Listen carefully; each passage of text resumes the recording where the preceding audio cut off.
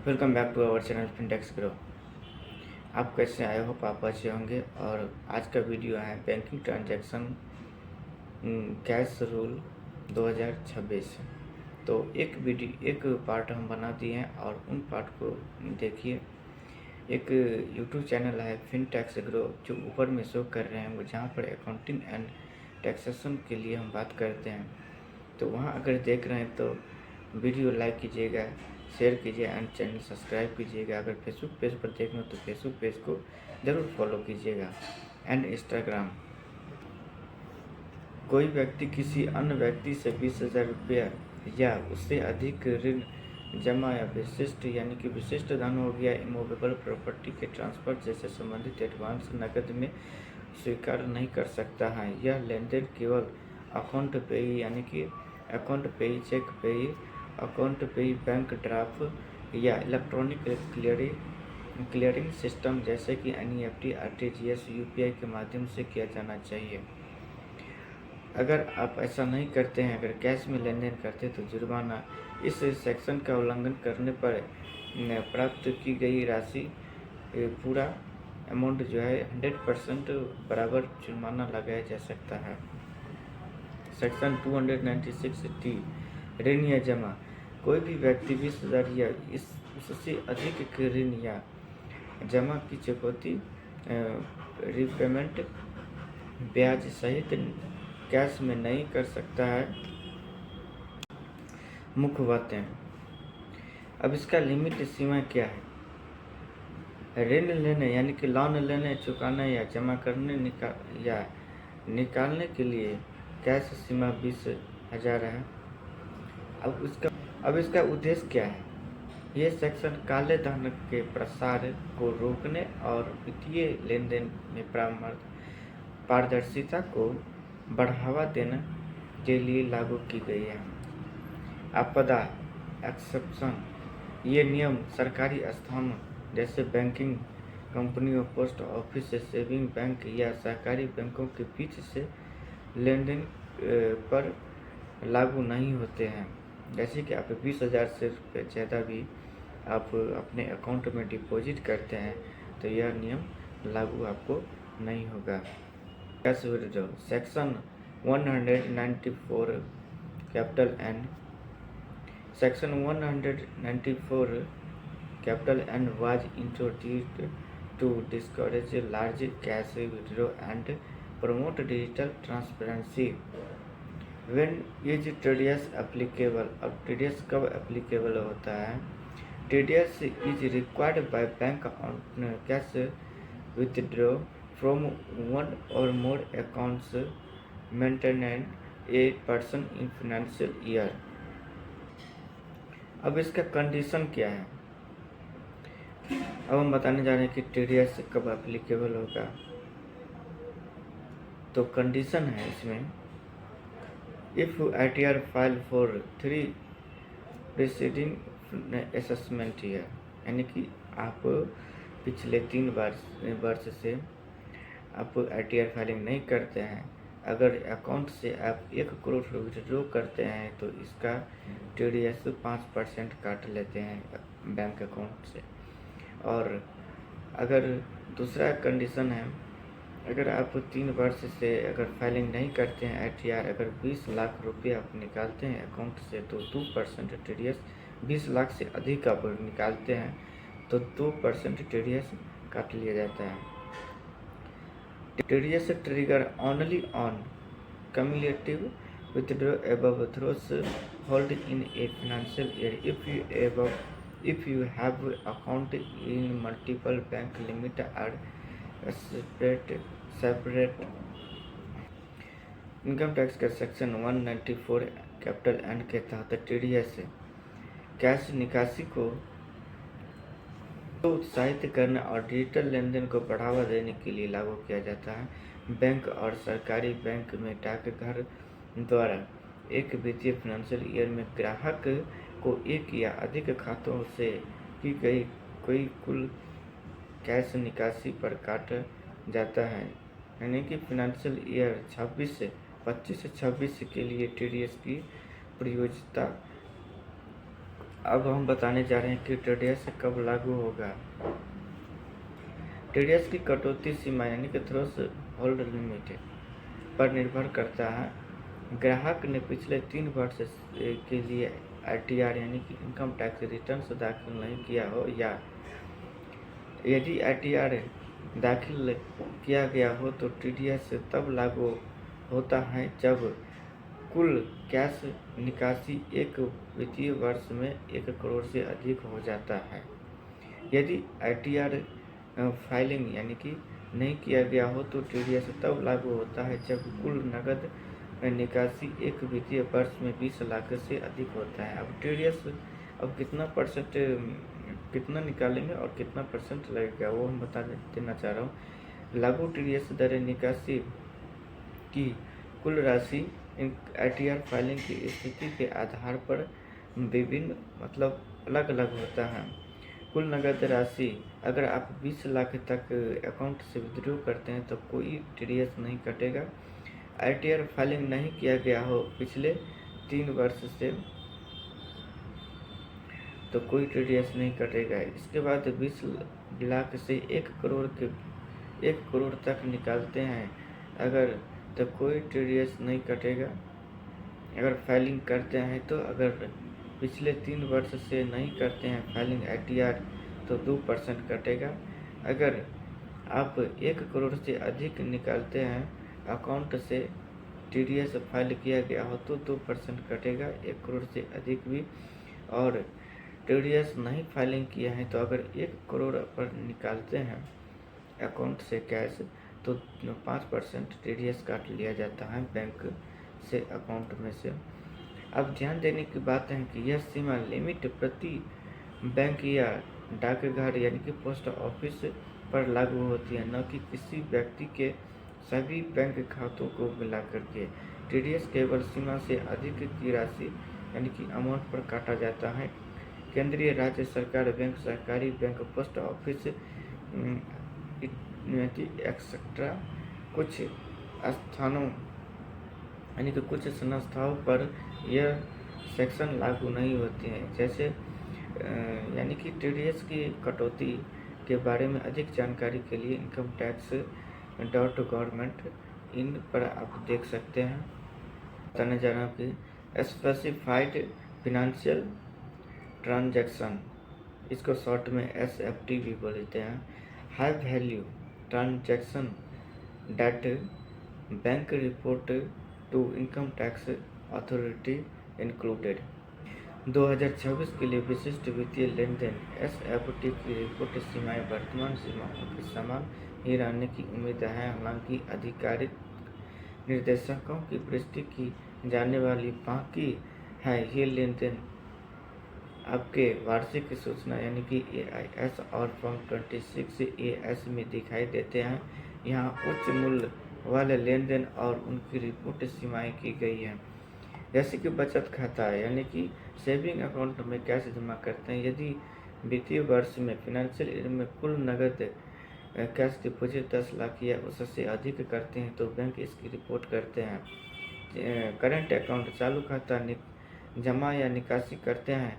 यदि फाइनेंशियल वर्ष में तो कुल नकद जमा या निकासी को 50 लाख से या उससे अधिक तो रिपोर्ट भी करते हैं इनकम टैक्स डिपार्टमेंट को।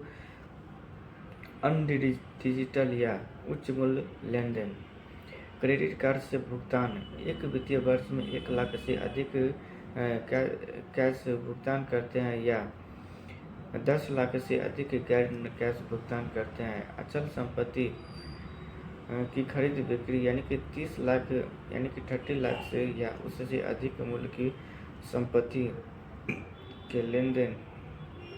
म्यूचुअल फंड शेयर डिवेंचर एक वित्तीय वर्ष में 10 लाख या 10 लाख से अधिक का निवेश या खरीद करते हैं। सावधिक जमा यानी कि एफडी एक वित्तीय वर्ष में 10 लाख या उससे अधिक की कुल एफडी। अब ध्यान देने की महत्वपूर्ण बात यह है कि एग्रीगेशन सीमा की कैलकुलेशन करने के लिए एक ही पैन के तहत यानी कि एक ही पैन नंबर के तहत एक फाइनेंशियल ईयर में किए गए समान प्रकृति के सभी लेनदेन को एक साथ जोड़ा जाता है। और AIS फॉर्म 26 ये सभी रिपोर्ट किए गए लेन देन आपके वार्षिक सूचना विवरण AIS और फॉर्म 26AS में दिखाई देंगे। यह सुनिश्चित करें कि आपके इनकम यानी कि इनकम ITR में घोषित इनकम इन लेन देन से मेल खाता यानी कि आपके डाटा। और 26AS जो फॉर्म है इनकम टैक्स पोर्टल पर आपको पेन वो रिफ्लेक्ट होता है पेन नंबर से। एक ही पेन नंबर आता है, वो सारा ट्रैक हो जाता है और उससे मैच आपका डाटा और उससे मैच करता है कि नहीं। कारण स्पष्टीकरण, यदि आपके लेन देन आपकी घोषित इनकम से मेल नहीं खाता यानी कि मैच नहीं करता है तो इनकम टैक्स डिपार्टमेंट स्पष्टीकरण मांग करता है। आप बोलते हैं कि ऑडिट कराओ, उसको स्पष्ट कराओ कि कौन सा इनकम है, कौन सा खर्चा है। वैध स्रोत जैसे कि बिक्री विलेख, ऋण दस्तावेज, उपहार विलेख के दस्तावेज बनाए रखें। यानी कि इसका आप जो भी ट्रांजैक्शन करते हैं आप डॉक्यूमेंट बनाए रखेंगे, तभी स्पष्टीकरण करा सकते हैं इस कारण का। नगद लेन देन पर प्रतिबंध, इनकम टैक्स अधिनियम सेक्शन 269 ST के तहत 2 लाख रुपया या उससे अधिक की नगद एक व्यक्ति से एक दिन में एक लेन देन के संबंध में या एक ही आयोजन अवसर के लिए प्राप्त करना प्रतिबंध है, अन्यथा 100% जुर्माना लग सकता है। अब इसकी सीमाओं का अनुपालन सुनिश्चित करता है कि आप इनकम टैक्स डिपार्टमेंट की जांच के दायरे में आने से बच सकते हैं। अब हम बताने जा रहे हैं कि बैंक से और GST का क्या रिलेशन है और टर्नओवर से। The GST implication with bank account. GST registration threshold limit कितना है, GST रजिस्ट्रेशन सीमा कितना है इसका। तो आप अगर गुड्स से सेल करते हैं तो 40 लाख रुपया टर्नओवर, यानी कि एक फाइनेंशियल ईयर में आप 40 लाख ट्रांजैक्शन करते हैं तो आप GST एप्लीकेबल, रजिस्ट्रेशन एप्लीकेबल हो जाते हैं रजिस्ट्रेशन करने के लिए। और अगर सर्विस प्रोवाइड करते हैं तो 20 लाख रुपया एक फाइनेंशियल ईयर में ट्रांजैक्शन करते हैं तो सर्विस सेल करके समझिए तो आप GST एप्लीकेबल हो जाते हैं। If you business receipt is UPI या bank account transaction exceed their limit, GST registration is mandatory. If you don't add your bank account in GST portal within 30 days, your GST registration can be suspended। यानी कि अगर आप 30 दिन के भीतर bank account GST portal पर नहीं डालते हैं तो bank account detail GST portal पर नहीं डालते हैं तो 30 डेज में आपको GST नंबर सस्पेंड कर देगा और कैंसिल भी हो जाएगा। GST के नियम के अनुसार बैंक खाता और रजिस्ट्रेशन की सीमा से जुड़ी प्रावधानों का विवरण यहाँ है। यानी कि जो 2026 में की प्रासंगिक रहेंगे। GST रजिस्ट्रेशन की टर्नओवर GST आपके द्वारा बताई GST रजिस्ट्रेशन की आवश्यकता आपके वार्षिक कारोबार यानी कि एग्रीगेट टर्नओवर पर निर्भर करता है। यानी कि आप गुड्स बेचते हैं तो आपका वार्षिक टर्नओवर 40 लाख से अधिक होता है तो GST रजिस्ट्रेशन अनिवार्य कराना होता है। विशेष श्रेणी में के राज्य के लिए यह सीमा 20 लाख रुपया है। अगर आप सेवा प्रदान करते हैं, सर्विस आप सेल करते हैं तो आपके लिए वार्षिक टर्नओवर 20 लाख रुपये से अधिक है तो GST रजिस्ट्रेशन अनिवार्य है। विशेष श्रेणी के राज्य की सीमा 10 लाख रुपया है। अगर अब ध्यान देने की बात है कि आपके बैंक खाते या UPI के माध्यम से प्राप्त कुल राशि पर निगरानी कॉमर्स टैक्स विभाग, वाणिज्य टैक्स विभाग द्वारा की जाती है। यदि यदि ये प्राप्तियां निर्धारित सीमा से अधिक होता है तो आपको नोटिस मिल सकता है और आप पंजीकरण यानी कि रजिस्ट्रेशन कराना अनिवार्य होता है। अगर आपको 40 लाख से एक्सीड कर जाता है और गुड्स बेचते हैं, माल बेचते हैं और सर्विस सेल करते हैं यानी कि सर्विस सेल करते हैं तो 20 लाख से अधिक हो जाते हैं तो आप अगर अपने आप जीएसटी रजिस्ट्रेशन नहीं करवाते हैं तो आपके ऊपर मतलब कि इनकम टैक्स से और जीएसटी डिपार्टमेंट से आपको नोटिस भेजा जाता है। अब डिजिटल नकद और डिजिटल लेनदेन के दोनों लेनदेन आपके कुल टर्नओवर में शामिल होता है। आपकी कैश भी ट्रांजैक्शन करते हैं और डिजिटल पेमेंट भी यूपीआई से एनईएफटी या नेट बैंकिंग से ट्रांजैक्शन करते हैं। दोनों एग्रीगेट टर्नओवर को आप जोड़ लेते हैं। इसके बाद बैंक खातों से संबंधित जीएसटी के प्रभाव, GST implication with bank account. GST कानून में बैंक खाते के अनिवार्य रूप से पोर्टल पर जोड़ना एक महत्वपूर्ण अनुपालन माना जाता है यानी कि आवश्यकता होता है। जीएसटी रजिस्ट्रेशन के 30 डे जीएसटी रजिस्ट्रेशन के 30 दिन के भीतर बैंक अकाउंट यानी कि बैंक खाता जोड़ना अनिवार्य हो जाता है। नए जीएसटी रजिस्ट्रेशन के बाद आपको रजिस्ट्रेशन की तारीख से 30 दिन के भीतर में आप GSTR-1 आउटवर्ड सप्लाइड की जानकारी दाखिल करने से पहले यानी कि GSTR-1 फाइलिंग करने से पहले जो भी पहले हो आप अपने बैंक खाता का विवरण जीएसटी पोर्टल पर अपलोड करना अनिवार्य होता है। अनिवार्य रूप से जोड़ना यानी कि बैंक अकाउंट विवरण अपलोड किए बिना आप GSTR-1 या ई इनवॉइसिंग फाइलिंग यानी कि ई इनवॉइसिंग फाइलिंग IFFI दाखिल नहीं कर सकते हैं, इनकी फाइलिंग नहीं कर सकते हैं। रजिस्ट्रेशन का निलंबन यानी कि सस्पेंशन। यदि आप निर्धारित समय सीमा के भीतर बैंक खाते का विवरण नहीं देते हैं तो आपका जीएसटी रजिस्ट्रेशन स्वचालित रूप से निलंबित यानी कि ऑटोमेटिकली सस्पेंस कर दिया जाता है। अब सस्पेंशन जीएसटी नंबर हो गया है, अब कैसे हटाएंगे उसको? तो बैंक अकाउंट विवरण पोर्टल पर सही ढंग से जमा करने के बाद सस्पेंशन की कार्रवाई स्वतः ही समाप्त हो जाता है। आप बैंक डिटेल अपलोड करेंगे जीएसटी पोर्टल पर और अपने आप समाप्त हो जाएगा। रिफंड पर प्राप्त यानी कि रिफंड पर प्रभाव। रिफंड पर क्या इफेक्ट पड़ता है? यदि जीएसटी पोर्टल पर वैध बैंक खाता उपलब्ध नहीं है तो कोई भी जीएसटी रिफंड संबंधित प्रोसीड नहीं किया जाएगा उस अकाउंट में।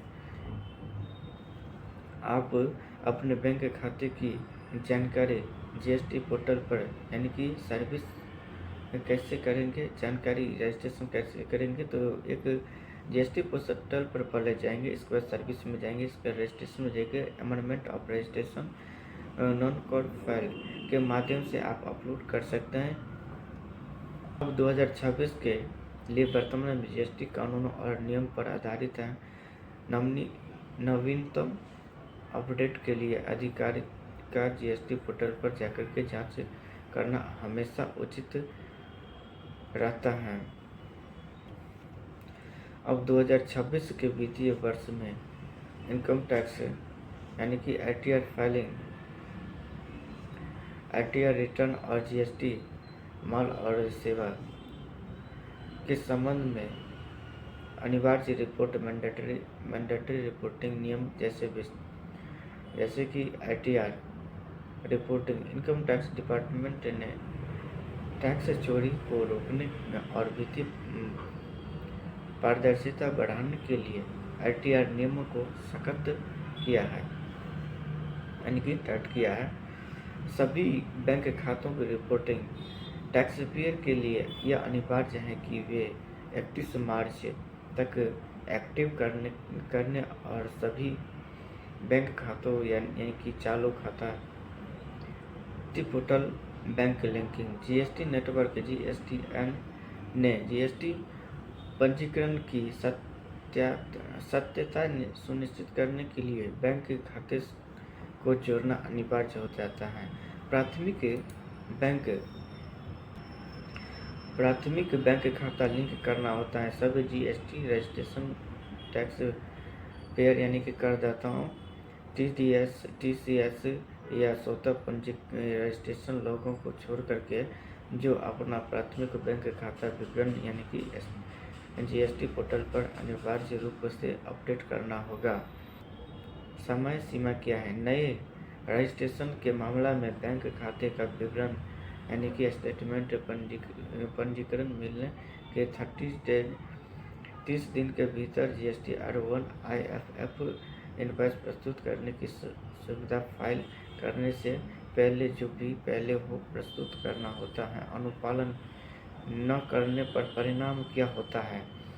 यदि समय सीमा के भीतर बैंक विवरण लिंक नहीं किए जाते हैं तो जीएसटी रजिस्ट्रेशन स्वचालित रूप से निलंबित यानी कि सस्पेंड से कर दिया जाता है। व्यापार पर प्रभाव।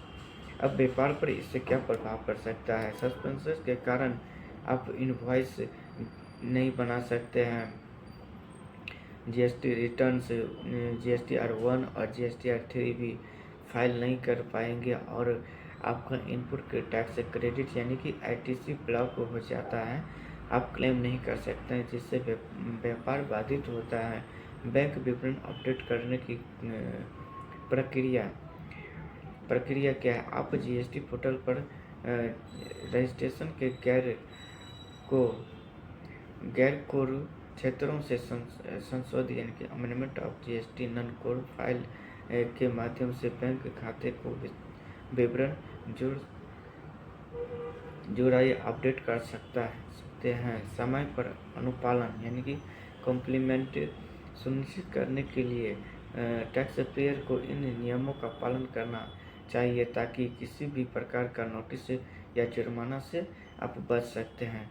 कैश पर अब हम बात करते हैं इनकम टैक्स अधिनियम यानी कि income tax act section 40 capital A close 3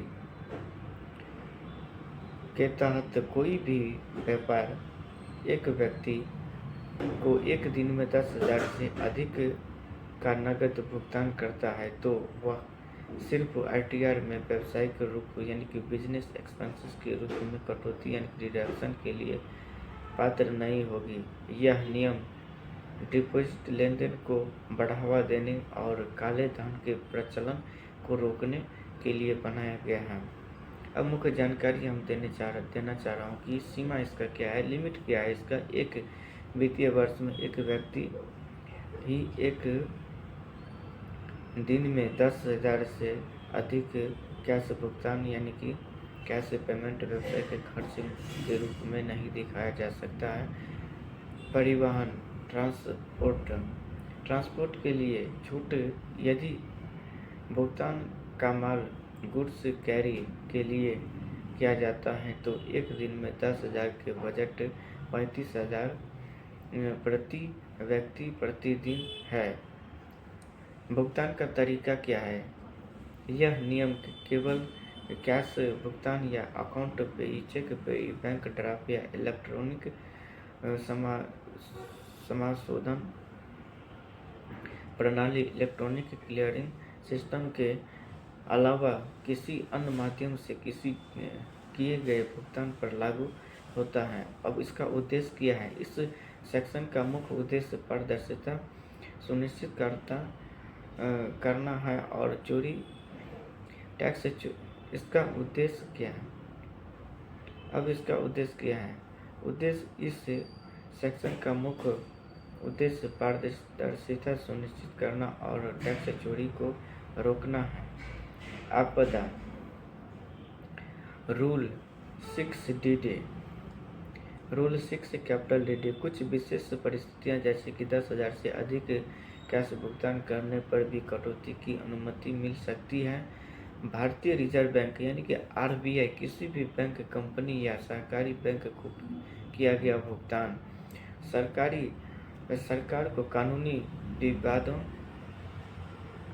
सरकार को कानूनी विविधता यानी कि लीगल टेंडर में किया गया भुगतान जैसे कि सरकारी शुल्क, टैक्स आदि मतलब कि एक्सेट्रा।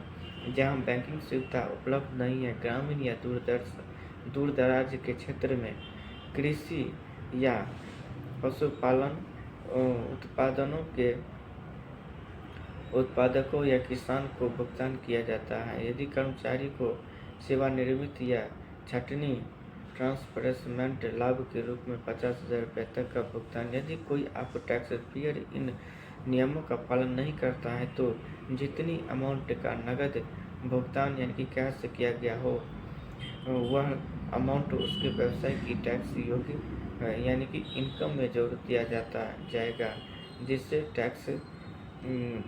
टैक्सेबल यानी कि टैक्स बढ़ जाता है। अब बता देना चाह रहा हूँ कि इनकम टैक्स डिपार्टमेंट से नोटिस से बचने के लिए 2026 से लागू होने वाले हैं कुछ प्रमुख नियम हम बता देना चाह रहा हूँ, और समान सर्वोत्तम प्रथाओं का विवरण। नोटिस से बचने के लिए सर्वोत्तम अभ्यास, best practice to avoid notice. व्यक्तिगत यानी कि इंडिविजुअल और व्यापारिक बिजनेस खातों का अलग रखें। व्यावसायिक प्राप्तियां खर्च, अपने व्यवसाय से संबंधित सभी लेन देन, प्राप्तियां और खर्च एक चालू खाते यानी कि करेंट अकाउंट के माध्यम से करें। व्यक्तिगत लेन देन, अपने निजी खर्चा और प्राप्तियों के लिए एक बचत खाता यानी कि सेविंग अकाउंट का उपयोग करें। कारण खातों को अलग अलग रखने के लिए इनकम और एक्सपेंस का स्पष्ट रिकॉर्ड बना रहता है, जिससे इनकम टैक्स डिपार्टमेंट की जांच के दौरान विसंगतियों से बचा सकते हैं। अब यूपीआई प्राप्तियों से स्पष्ट रूप से वर्गीकरण करें। कई टैक्स पेयर को केवल इसलिए जांच का सामना करना पड़ता है क्योंकि यूपीआई यानी कि टीपीवी थर्ड पार्टी वेरिफिकेशन के माध्यम से आए पैसे का उनके व्यावसायिक कार्य से मिलान नहीं हो पाता है।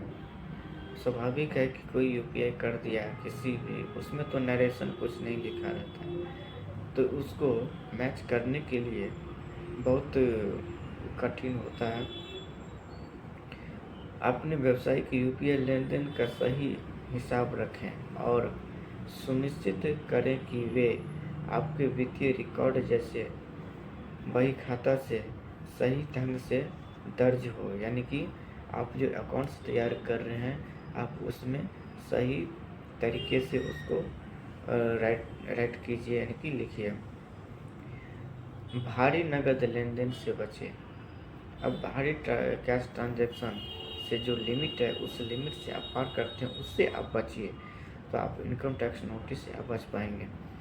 बड़ी मात्रा में नगद कैश डिपॉजिट या विथड्रॉ इनकम टैक्स विभाग यानी कि डिपार्टमेंट को नज़र में आ सकती है। इनकम टैक्स अधिनियम यानी कि एक्ट सेक्शन 194 कैपिटल एन के तहत एक वित्तीय वर्ष यानी कि फाइनेंशियल वर्ष में 1 करोड़ से अधिक की कैश निकासी पर टीडीएस लागू होता है। यदि आप नियमित रूप से आईटीआर फाइलिंग करते हैं तो, अगर नहीं करते हैं तब वही 5% लग जाएगा। और 10 लाख या उससे अधिक के नकद में जमा निकासी की रिपोर्ट बैंक द्वारा एआईएस एनुअल इंफॉर्मेशन सिस्टम में की जाती है, इसलिए डिजिटल तरीकों से यानी कि एनईएफटी, आरटीजीएस या यूपीआई का उपयोग करना इसमें बेहतर होगा। आईटीआर लगातार फाइल करें। हर आईटीआर नियमित रूप से फाइलिंग करने से विश्वास बनाती है और आप विभिन्न लाभों का पात्र हो सकते हैं। एआईएस टीआईएस फॉर्म 26 एएस को मैच करें। नवीनतम 2026 के नियम 1 अप्रैल 2026 से इनकम टैक्स डिपार्टमेंट टैक्स चोरी करने के लिए डिजिटल डेटा जैसे कि स्पेशल मीडिया पोस्ट, ईमेल और क्लाउड स्टोरेज तक पहुंचने के लिए अधिक हाईटेक हो गया है। हालांकि यह केवल ठोस आधार और कानूनी प्रक्रिया के बाद ही होगा।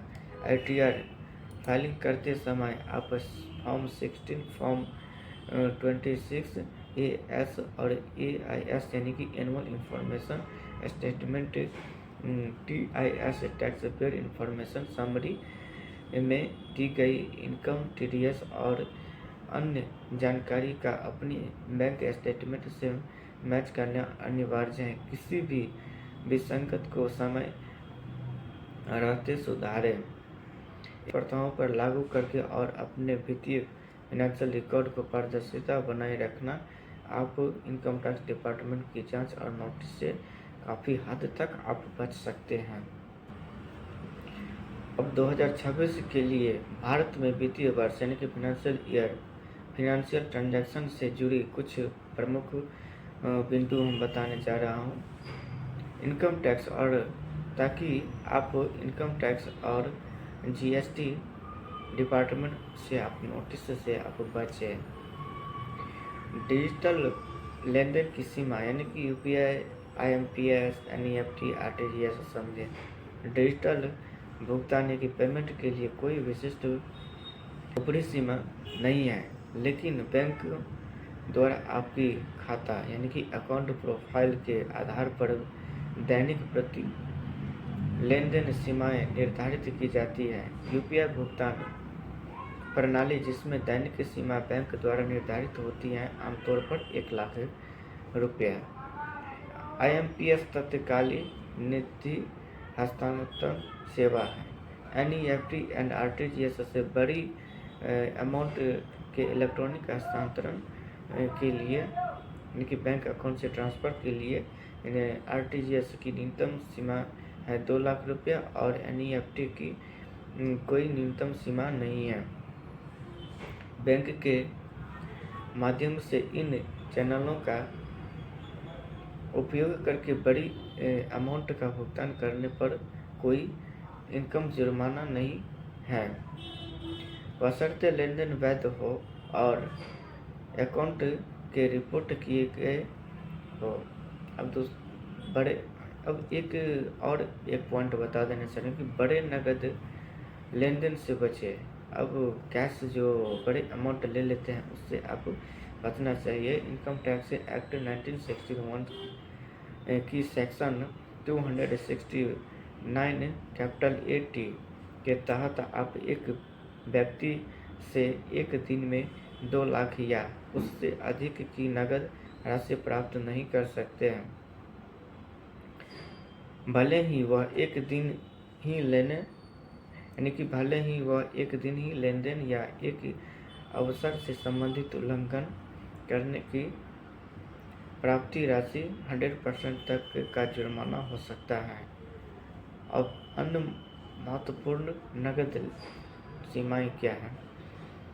नगद व्यय, नगद एक्सपेंस, व्यापारी की यानी कि व्यवसाय में 10,000 से अधिक का कैश एक्सपेंस प्रति व्यक्ति प्रति दिन अस्वीकृत है, यानी कि section 40 capital A income tax का सेक्शन 40 कैपिटल A क्लोज 3 में ऋण कैश लोन लेते हैं और जमा करते हैं तो 20,000 से अधिक का कैश ऋण लेने या चुकाने पर प्रतिबंधित है। यह section income tax act section 269 capital SS और 269 कैपिटल T। बैंक रिपोर्ट सीमा क्या है? बैंक 10 लाख रुपया से अधिक के नगद जमा या निकासी बचत खाते में यानी कि सेविंग अकाउंट में आप 10 लाख से अधिक निकासी निकालते हैं और जमा करते हैं और करंट अकाउंट में 50 लाख से अधिक निकालते हैं और जमा करते हैं तो इनकम टैक्स डिपार्टमेंट को रिपोर्ट करते हैं, जिसको शॉर्ट में बोलते हैं SFT statement financial transaction. ITR समय पर फाइलिंग करें। समय पर ITR फाइलिंग करने से नगद निकासी और TDS से उचित सीमा पर लाभ मिलता है। यदि आपके पिछले 3 निर्धारण वर्षों के लिए ITR फाइलिंग किया है तो वित्तीय वर्ष में 1 करोड़ से अधिक की कुल कैश निकासी 2% की दर से TDS काटा जाएगा। यदि आप ITR फाइलिंग नहीं करते हैं तो 20 लाख रुपया से अधिक की नकद यानी कि कैश आप निकासी पर 2% और 1 करोड़ से अधिक अगर निकासी करते हैं तो 5% की दर TDS काटा जाएगा। आप अधिकारिक इनकम टैक्स डिपार्टमेंट पोर्टल पर रिटर्न्स फाइल करते समय अब बता देना चाह रहा हूँ कि GST पोर्टल और बैंक खातों के लिंक करें।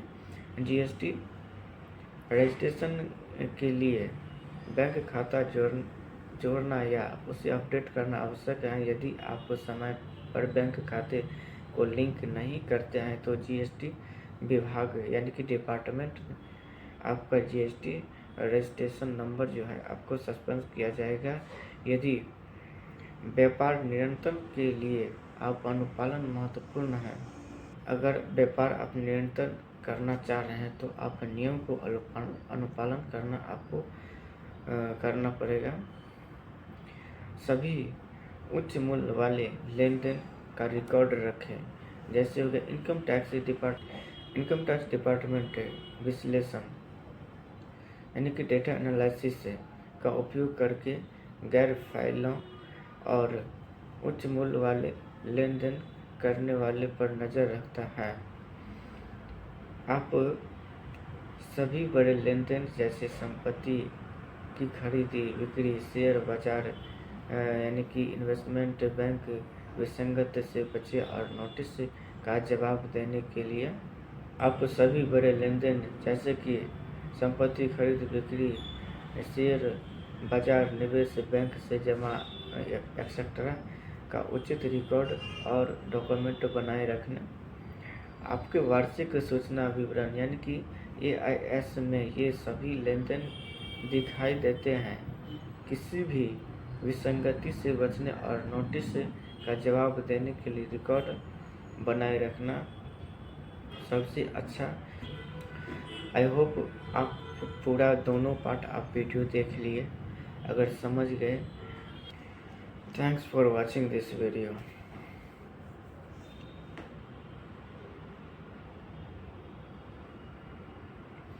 Thanks for watching this video.